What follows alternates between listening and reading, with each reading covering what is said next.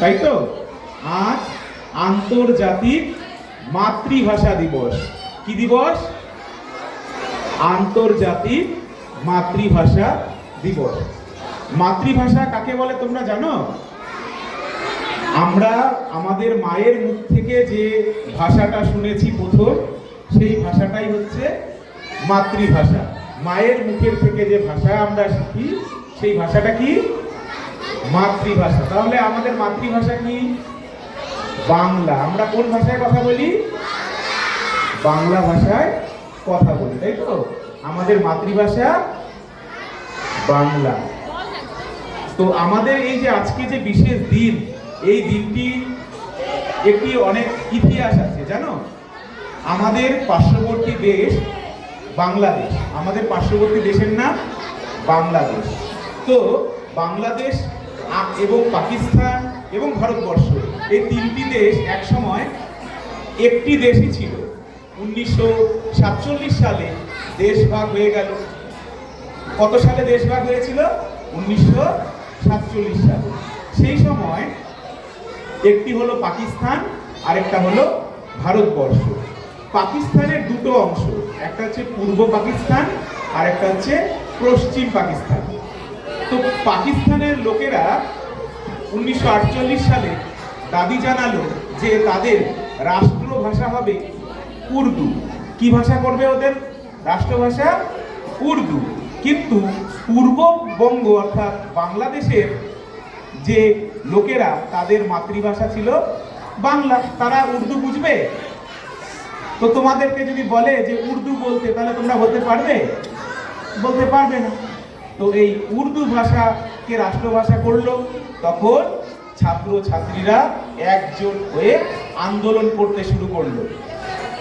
ঢাকা বিশ্ববিদ্যালয় থেকে তারা রাজপথে নামলো আন্দোলন করতে। কিন্তু কি হয়েছে জানো? সেই সময় পুলিশ গুলি চালিয়েছিল তাদের উপর। সেই সময় সেই ভাষা আন্দোলনকারীদের প্রাণ চলে যায়। মাতৃভাষা রক্ষার্থে আমাদের তরুণ তরুণ যুবকদের কি হলো? প্রাণ চলে গেল। পরবর্তীকালে সরকার বাধ্য হলো এবং বাংলা ভাষাকে স্বীকৃতি দিল। এবং তারও পরবর্তীকালে আমরা দেখব যে ভাষার ভিত্তিতেই বাংলাদেশ স্বাধীন রাষ্ট্র প্রতিষ্ঠা হলো। এই যে বাংলা ভাষা, শুধু যে বাংলাদেশেই এইরকম ভাষাকে নিয়ে আন্দোলন হয়েছে তা কিন্তু নয়।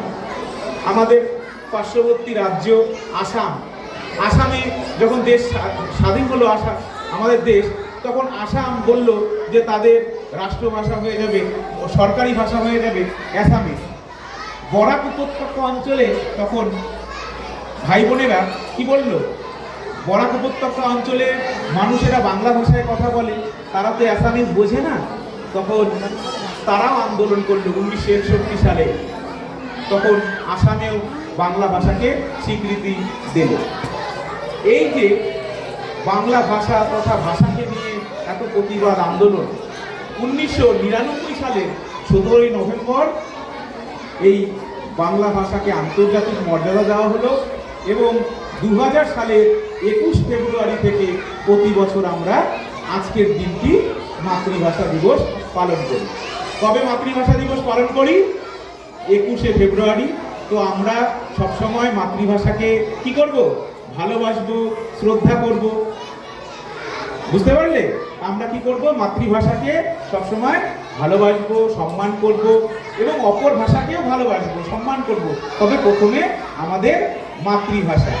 বুঝতে পারছো? তাহলে মাতৃভাষা, সবাই মাতৃভাষাকে শ্রদ্ধা করব। আজকে শপথ হবে আমাদের ভাষাকে গর্বের জায়গায় নিয়ে যাব আমরাই।